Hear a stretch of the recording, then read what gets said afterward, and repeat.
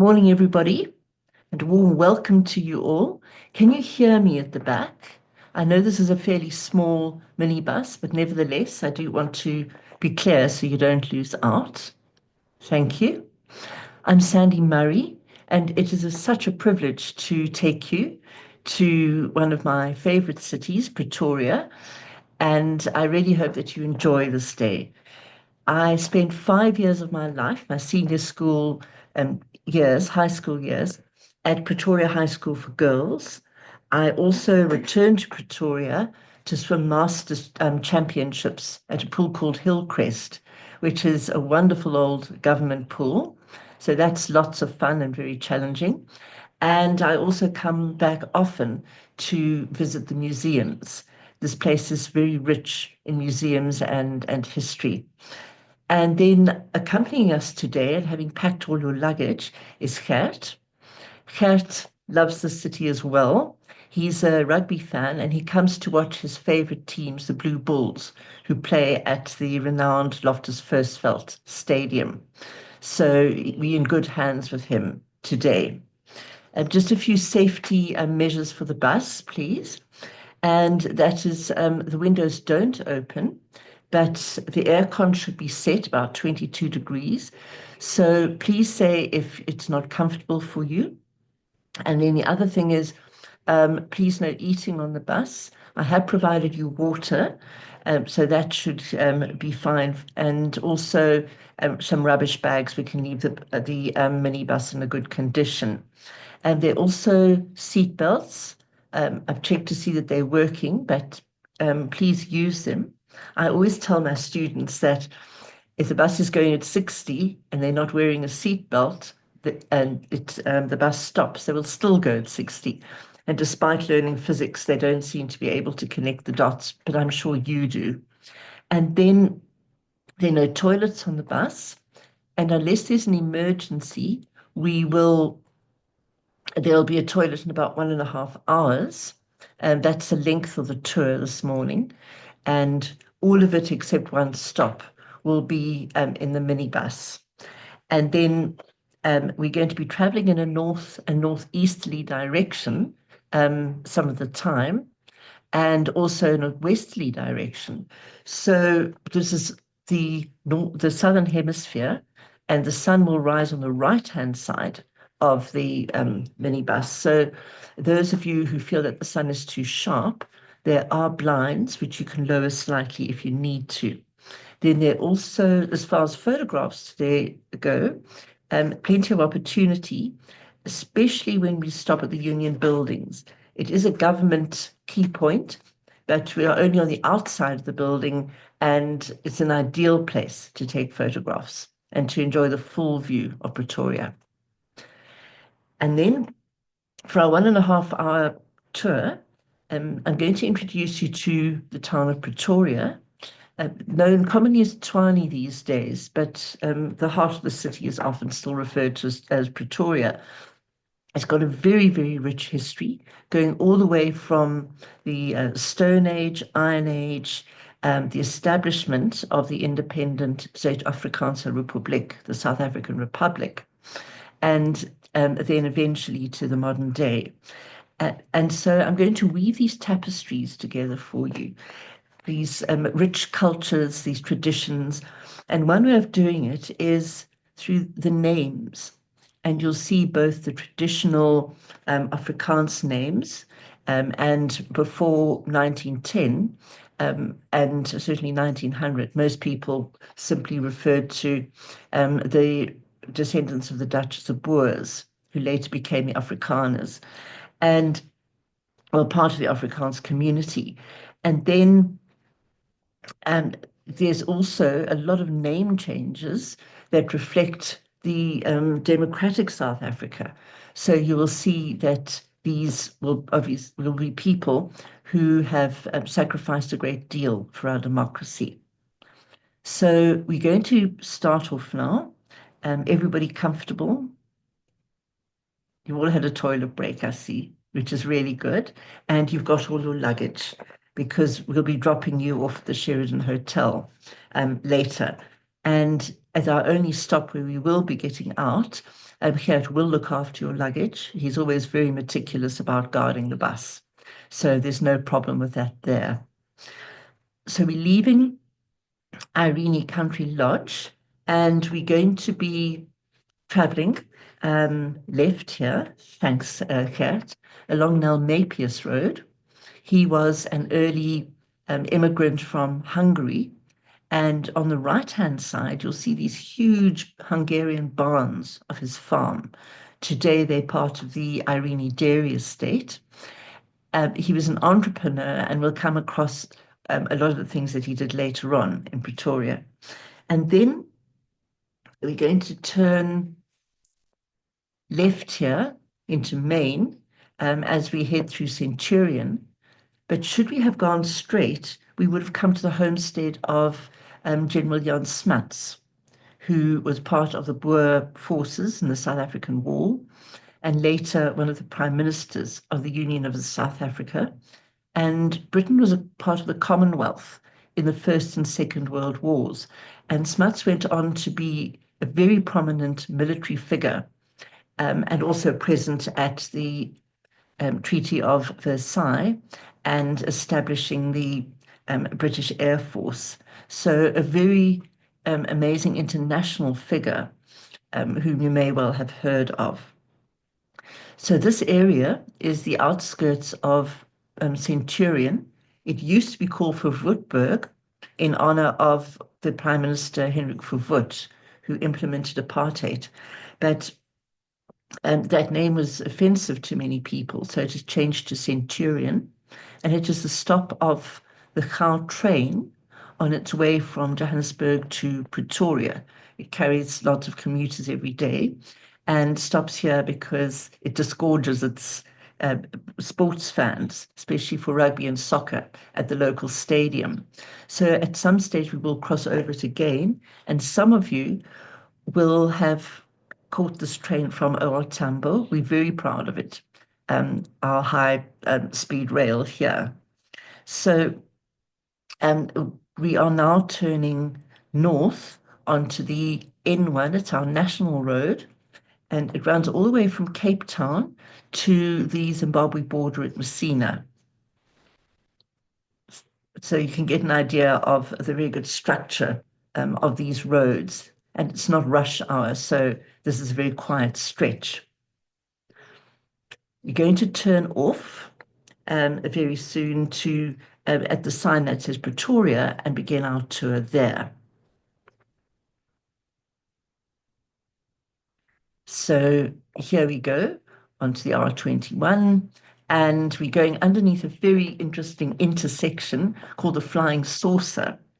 We're quite fond of strange names for places, and this one is going to be this one is in honor of the, or remembrance rather, of a flying saucer restaurant that was here. It really was in the shape of a flying saucer, absolutely bizarre. It no longer exists, but of course the name is here. So it's just a quirky thing from the past. Coming up on the left is a suburb called Pier van Reineveld. It is named in honor of Pierre van Reineveld, who fought in the British Air Force in the First World War, and then subsequently was renowned for flying the longest flight in those days across Africa and proving that that was possible. And immediately adjacent on the left is our Air Force base, the government Air Force base called Waterkloof.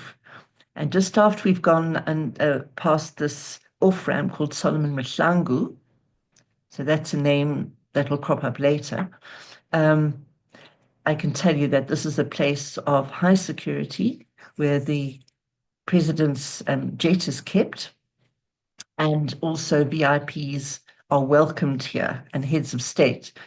George Bush was welcomed here once, and everybody was flown in here for the inauguration of Nelson Mandela in 1994. It also was abused by a very influential family who flew his entire friends and family for the wedding party. out here. And when we heard of the landing, the South Africans were certainly not impressed at the abuse of power, both in this and in other aspects. And then another suburb coming up here on our left is Monument Park. It's well supplied with infrastructure, very well established. The Pretoria Central Metro is 2.8 million people, and the Greater Metro is the largest in the country with 4 million people. And it consists of a lot of small dormitory towns um, established in the days of apartheid as labor pools and places for people of color to live. Places like Attridgeville, Mamelodi, and further Hammanskraal. And the service delivery is not nearly on par with these areas. So we have a lot of catch up to do in this country as far as that's concerned, especially water, which is a huge issue in a water stressed country. But people can live wherever they want to these days. So there's freedom of movement. And slowly we're seeing the demographics change in suburbs, should people want to seek a better life for themselves and closer to their place of work. So there's a lot of open land here as well. On the right-hand side is the remains of one of the original farms of a family called Erasmus. And what they've done is the cattle are long gone, and they are now property developers. You will see on the right-hand side their hotel that they've established, and also they've got hospitals, shops, residential areas, and hiking trails. So it's a beautiful development happening there. And then on the left-hand side, you may have noticed a game fence, and this indeed is a game reserve. It's one of the oldest in the world, and President Kruger established it along with the Kruger Park, which all of you will know is more famous often than this one. The entrance is very reasonable, and people come here to walk, to hike, and to enjoy, and you may even spot some game. On the right-hand side is a golf course, one of our sports enjoyed in this country, and of course, and some of you may well have heard of Sun City Golf Course. That attracts a lot of attention, and Ernie Els and in the old days Gary Player were some of our players. And then we just passing on the right a little hill, we call them koppies in this country, which is Klapperkop Fort. So President Kruger established a lot of fortresses, four of them, in fact, built by the Germans and the Belgians to protect Pretoria when the South African War was looming. And the cannons supplied were French. And one of the French fighters was Vincent van Gogh's brother, who lost his life here fighting for the Boers. Those cannons were never fired. Lord Roberts simply walked into this country. There's Klapperklop coming up on our right, so we're just passing that. And he hoisted the British flag there. So coming down to the city in sight, we have a cell phone mast that will come out on the right-hand side, and a very flat building, which is the University of South Africa, Correspondence University, over 300,000 people in 110 countries. And Mandela studied there through them when he was a prisoner on Robben Island. You may also catch the glimpse of a flagpole with a soccer ball on top, which has been there since we hosted the World Cup in 2010. So we are now entering into the Fountain Circle.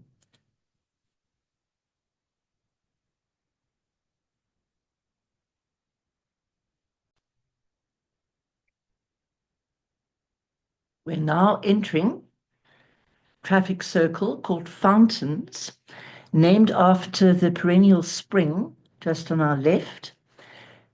That spring has been the source of water for people from the Stone Age. We found Stone Age implements there, cut from the quartzite ridges here, and also Chief Muzi of the Iron Age settled here. So we still find implements um, from the times of the Iron Age, and the oral history certainly goes back that far. He was displaced by Mzilikazi, who fled Shaka and marauded through the country, capturing the people of this area and making them part of his army, enslaving them, destroying their villages. So that really did change the landscape here in the 1830s. And that was a very fraught time in our country with a great upheaval. Um, so here you can see buses, people still come here, picnic, enjoy the place. And it used to be, and the Arpies River, which is the source of water from Pretoria, flows out of this little source. And we're going to find out more about that later and cross it at some point. We're going under a lot of bridges here, railway bridges. The last one will be the Gautrain, which I explained to you again. I don't know if we'll see any high-speed trains in it today, but it's this beautiful structure here, the last one. And then on the right-hand side, we've got Skanskop, another fort built by Kruger, and the Voortrekker Monument. The Voortrekkers, the Boers from the Cape, left the Cape. They trekked away in the hope of finding their independence from the British. And they were a very vulnerable group of people. And so what they had hoped was that they would find empty land on which to settle. And the inevitable confrontation with people who were really settled there, especially the Zulu. And in the Boer memory and the Zulu memory very clearly is what is called the Battle of Blood River, 16th of December, 1838, where the Boers defeated the Zulus. And that was really firmly embedded in the Afrikaner nation as God favoring the nation and them keeping the promise to keep that day very special. So the building on the right-hand side depicts the journey of these trekkers. There's some wonderful marble friezes that show this side of our history very poignantly. The marble was carved in Carrara in Italy and brought out here. And there's also light that shines down through the monument on the 16th of December every year, saying, as for you, South Africa, in Afrikaans. And the light on the top flashes Morse code at night with the same words. So it really was the beginning of the Afrikaners having a sense of nationhood, having a sense of God with them. And that is something very, very deeply embedded in the psyche of certainly the white Afrikaner people. We're approaching Pretoria now from a westerly direction, so we'll enter from the northwest in a moment. Ahead of us is the Iron and Steel Corporation, ISCOR. It's been since renamed Exxaro, and that was established as one of the important industries in the area. So we have the iron, we have the steel, and we have car manufacturing here, out on one of the satellite areas.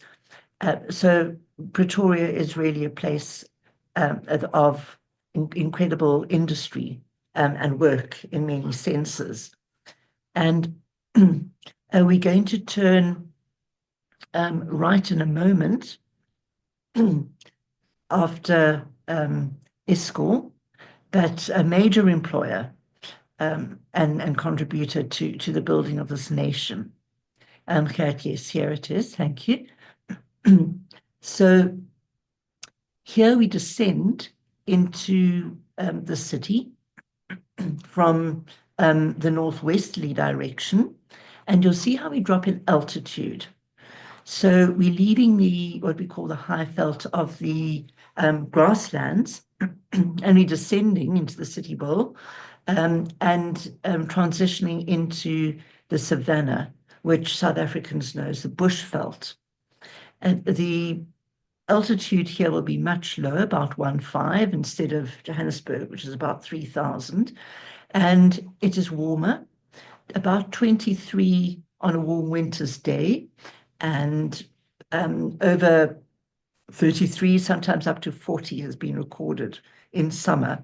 So a completely different biodiversity.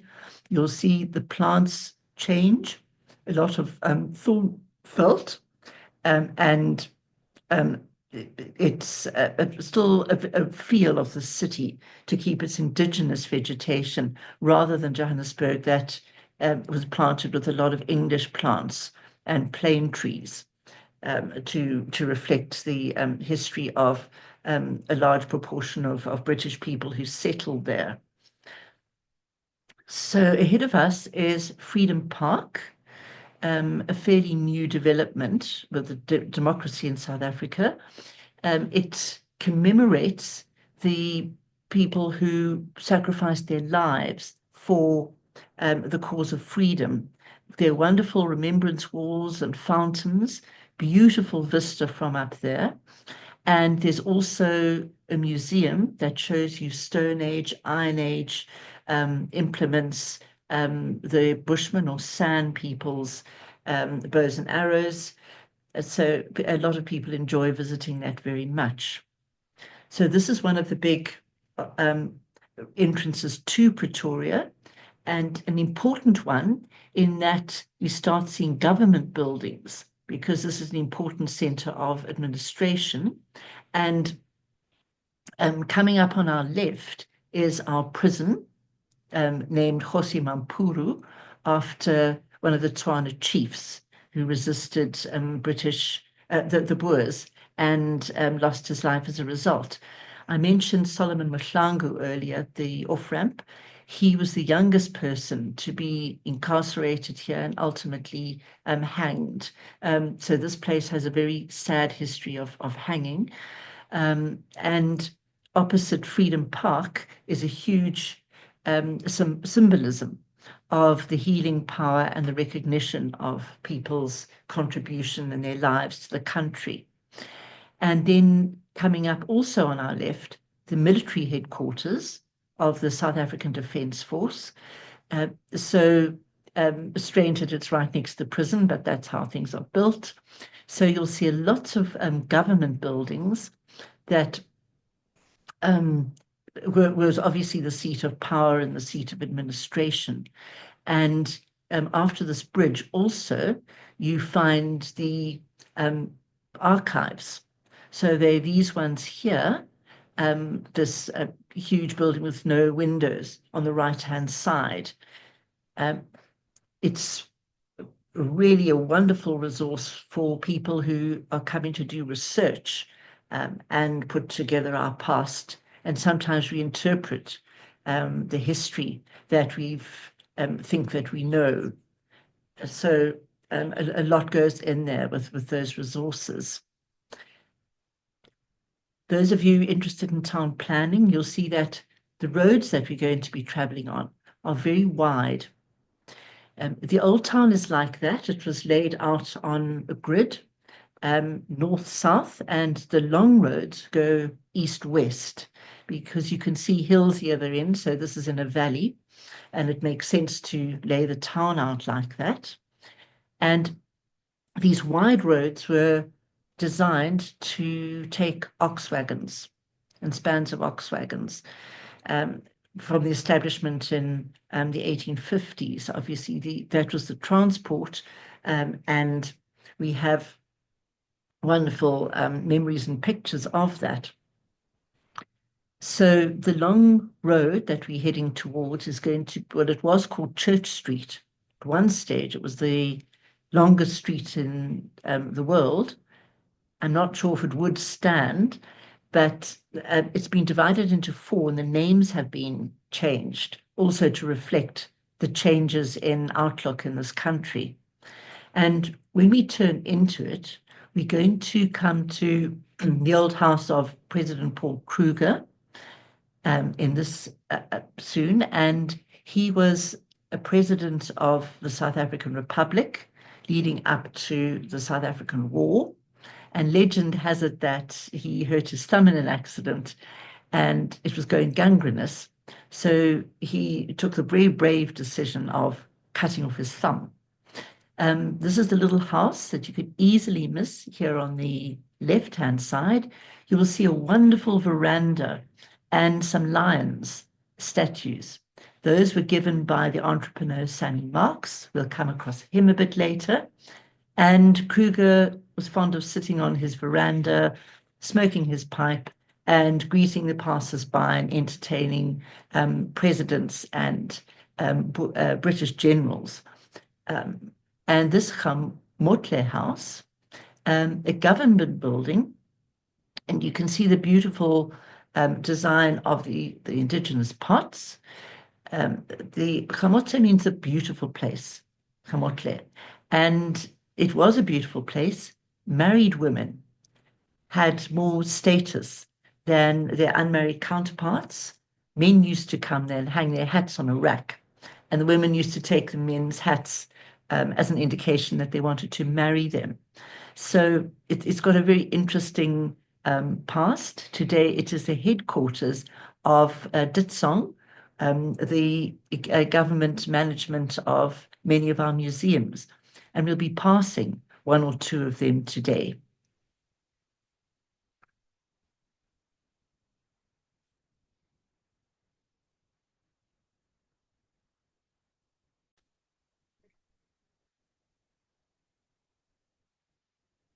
We're now turning into Bosman Street, and coming up on our left is a Dutch Reformed church. That church supported the policy of apartheid, justifying it biblically in the days of apartheid. However, it's changed greatly. The first church to approve gay marriages in South Africa. We're now in Nadiba Street. That's the clan name of Nelson Mandela. You'll find a lot about him in this city. And coming up on the left is our High Court. A prominent case there was Oscar Pistorius, our Paralympian, being sentenced for shooting his girlfriend. And on the right, we have the Palace of Justice, where Mandela and the treason trialists were being convicted to life in prison on Robben Island. Coming up here on our left, tucked away is a small building, traditional building called Eureka, from the Eureka Diamond Mine, owned by Sammy Marks and Nell Mapius, who you came across in Irene. And they were entrepreneurs who were much favored by Kruger, establishing liquor industries, roads, and also a lot of the iron ore workings down at a place called Vereniging. And you will see a lot of these old buildings still tucked away in present day Pretoria. They will have blue plaques on them, and those blue plaques show heritage buildings, so they're protected for their heritage. Kruger House was one, Eureka House, and we'll come across a few more. So we do have people who are safeguarding the heritage of our country. And one of the oldest buildings is just past here. You will see a lot of these covered verandas of the old buildings. So there's some super architecture that we have here. So we're turning now into say, Homo Street, also called after an activist from apartheid days. And on the left, this old building was built by Cuthberts, the shoe company. And that was 1903. So there it is with its covered veranda and its architecture of the time. On the right-hand side, a lot of the buildings there were also small. They were enclosed. So there's an enclosed walkway with shops there, owned by a lot of foreign people these days, and that's where the majority of the shopping happens. So Pretoria may look quiet, but in fact, it really is not so. And we are now in the heart of the city, where on the right-hand side we have the State Theatre, the second opera house. The first one was built in the Boer republics. It had a statue of Sweden, one of the prime ministers, that plummeted down into the car park when people had a fire down there, and that was 40 days exactly from the 1910 establishment of the Union of South Africa. And coming up on the right-hand side, that old building is the Raadsaal, the government building of the ZAR, and it faces onto Church Square, the other side.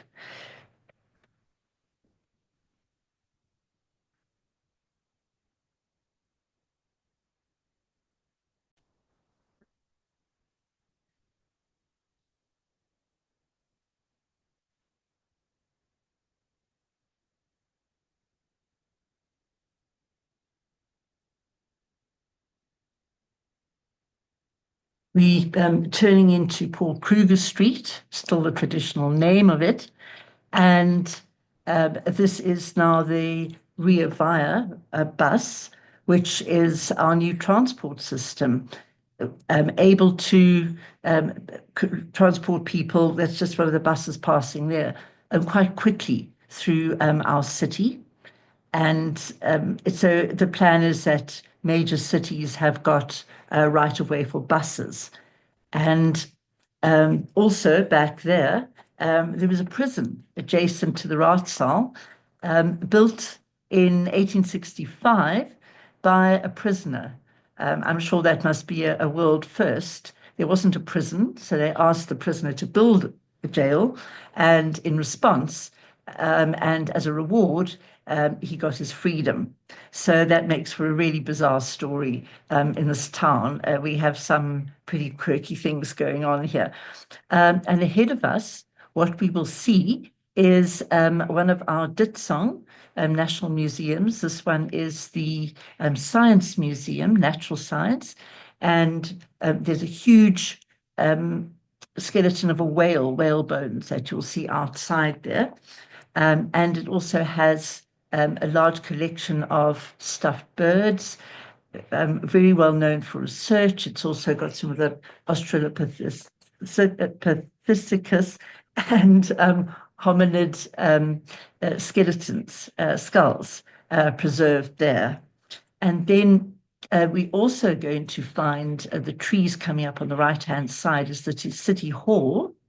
And here in this street, you will find the statues outside of Andries Pretorius, who led the Battle of Blood River, which I was telling you about, and his son. This town is called Pretoria after Andries Pretorius.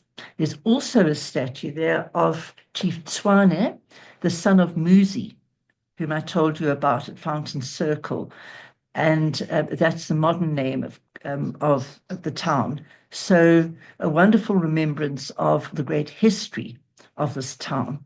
We won't be going as far as the next Song Museum, which is the one of cultural history, which is also a really fascinating place to see a lot of artifacts. And at the end of this road, you can see the Pretoria Station, which has seen a huge amount of history in this country, including the arrival of the British to take over the city during the South African War. And the building with the little triangular roof over there was originally called the Hollandia Hotel, after the person who built it, Dutch influence. When the British arrived with their forces, they took over the building and renamed it the Victorian, commonly known as the Vic. You'll also notice that the street has a lot of jacarandas. It's nearly the end of jacaranda season, but purple, they're not indigenous, but they're a hallmark of the city.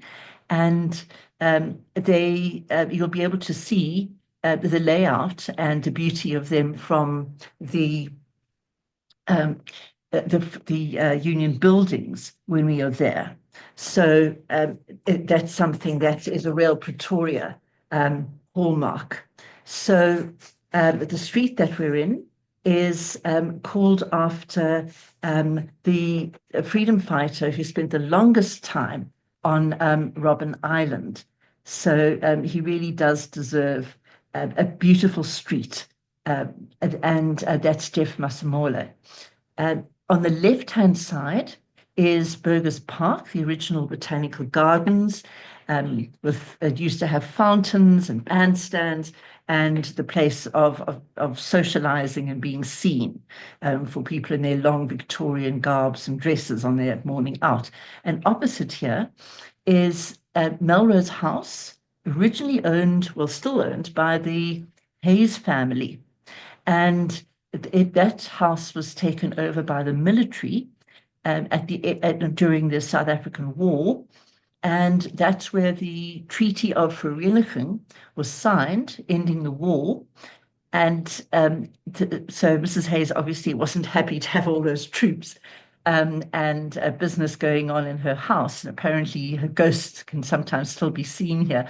And famous people who were at the signing of the Treaty of Vereeniging would be Smuts, Botha, whom you will have heard about as prime ministers of the Union and representatives of the Boers.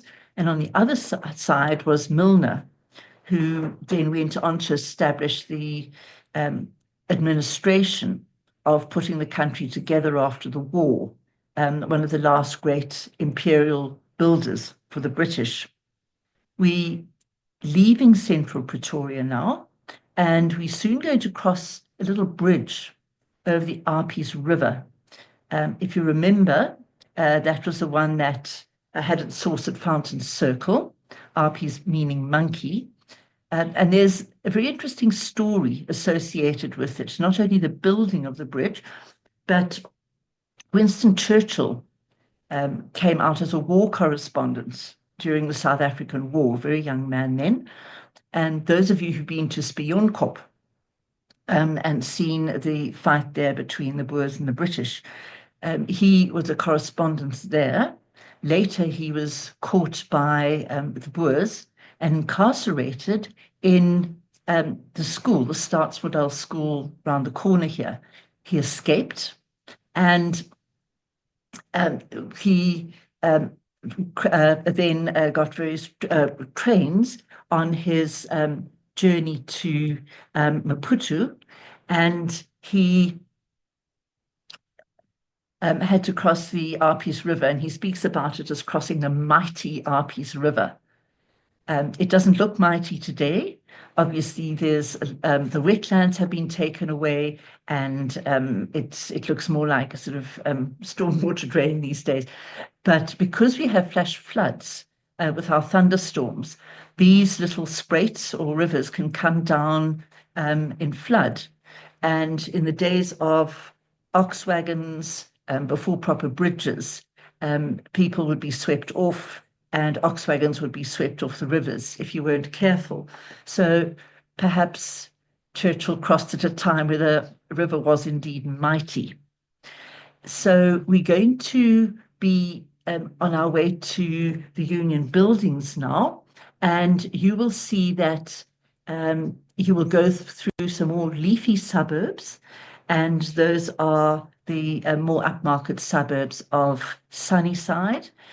And as we rise the hill through the hill there, you'll start getting a splendid view of the city. And the Union buildings Yeah, Kat, if you could turn left and make your way up to the front of the Union buildings. Um, so this is a wonderful landmark. The Union Buildings is called Union because it was the home of the Union of South Africa. That's when all four provinces united after the South African War. And the building was designed by Herbert Baker, not yet Sir, because he later went on to be knighted for his great contribution to buildings throughout the world. And the building is built out of sandstone, out of local quartzite. Some of the rocks further afield came from Limpopo, from the Free State, and it really is a wonder of architecture. You will even see a statue of Atlas placed on one of the two towers. And then there's also a statue of horse, and that is in memory of the soldiers who lost their lives in the First World War. South Africans fought very valiantly for the Allies at Delville Wood. Um, it's still very much a place used today as the seat of government. Our lawmakers are obviously in Cape Town, so that's our um, where Parliament meets. And that was a beautiful building till there was a fire there. So hopefully they'll restore that. And this then was the legislative capital and the administrative capital, which it still is today. But the front is publicly available for us to visit. And you're all old enough to remember the inauguration of Nelson Mandela. So that took place up there in a beautiful amphitheater. And it must have been quite surreal for him after the traumatic history that he had in this town of being incarcerated in that Kosi Mampura's prison and his court cases for the Rivonia trial, and before that, for the treason trial. And that is another famous trial that in fact took place at a synagogue, which was decommissioned by the Jewish community and then used for that trial. And to be welcomed in as the first president of the Democratic Republic in that environment.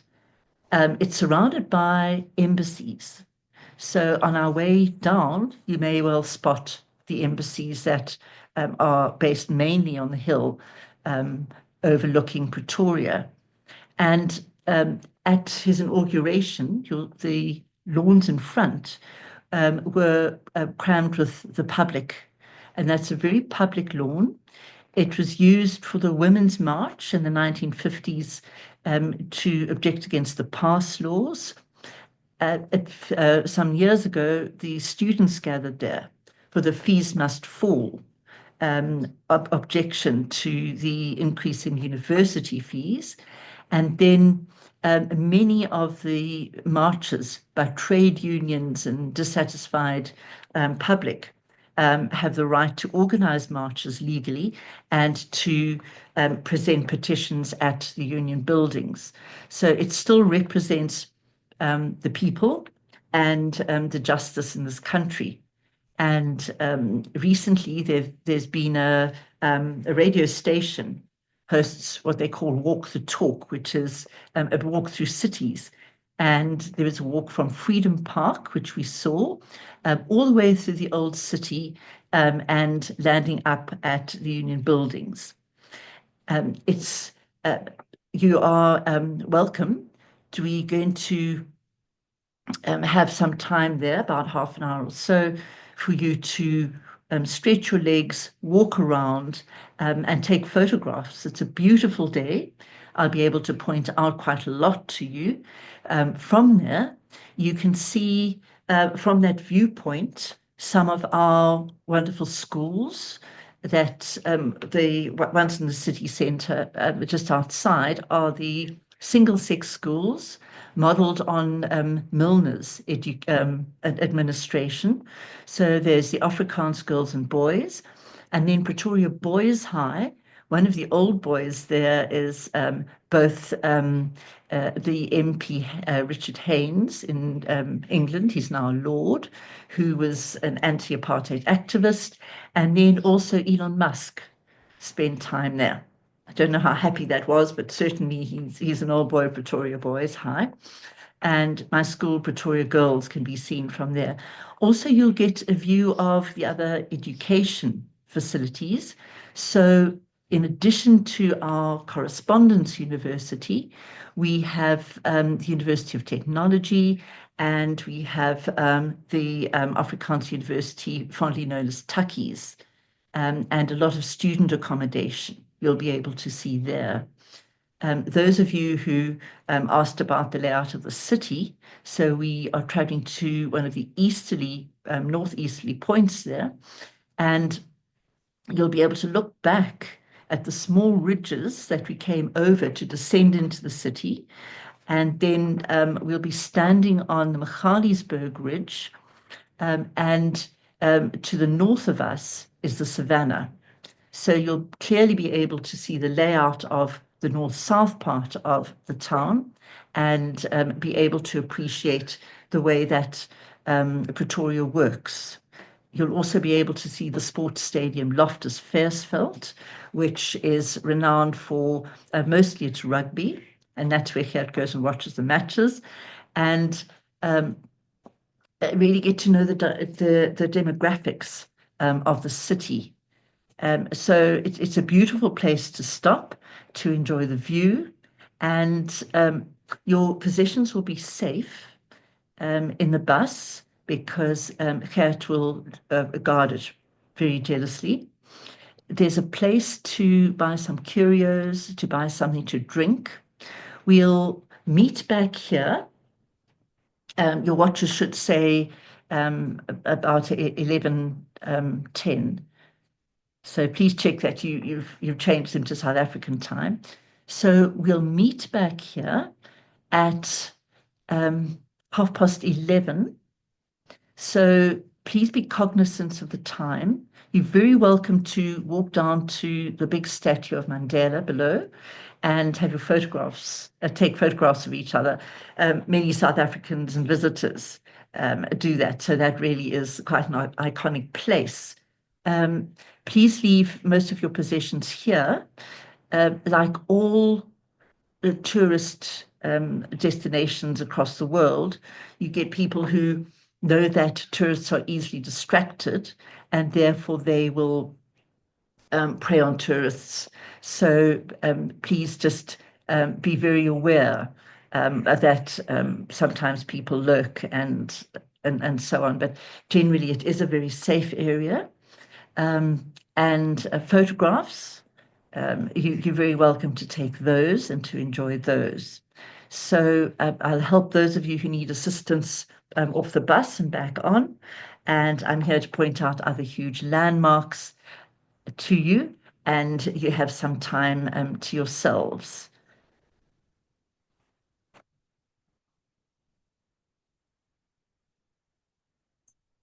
Right.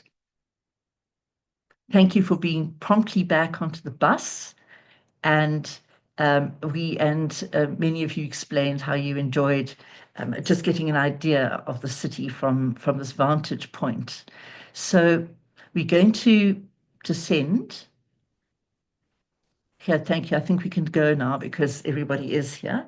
It's a very short trip down the hill to the Sheridan, and you'll be able to catch a glimpse of some of the embassies as we descend the hill. So this is a very rich place in that. There's also, to the right of us, the presidential welcome area, a huge estate there, where a lot of people are welcomed. It used to be a part of the early settlements and Iron Age settlements up there, and it's on a spur, so you can see from that vantage point, both north over the savannah and south into the valley.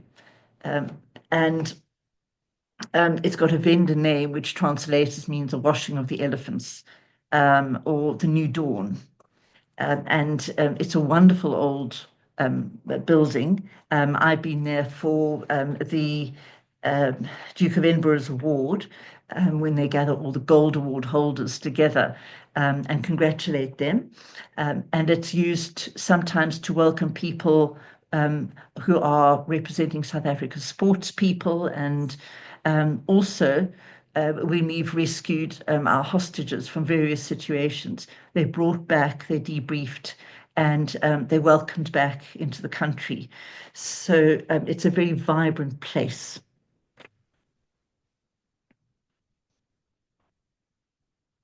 Right, we're reaching the Sheridan Hotel. So from here, you'll still be able to look up and enjoy the Union buildings. And it's been a pleasure having you today. So a great thank you to Gert, who will also help you unload your luggage, and we'll make sure that you're comfortable in the hotel. I've asked for permission to book you in early, should you want that. Otherwise, the restaurants in the area, if you decide that you don't just want the afternoon off, um, are a large number in Hatfield near the university. Those are wonderful to visit. Some student life there, and you'll find interesting cafes in that area. There are also shops there, so those are possibly your best areas to visit. There are also art galleries in that area. And I'll be taking you tomorrow morning into the university, and I'll tell you a little bit about that just now.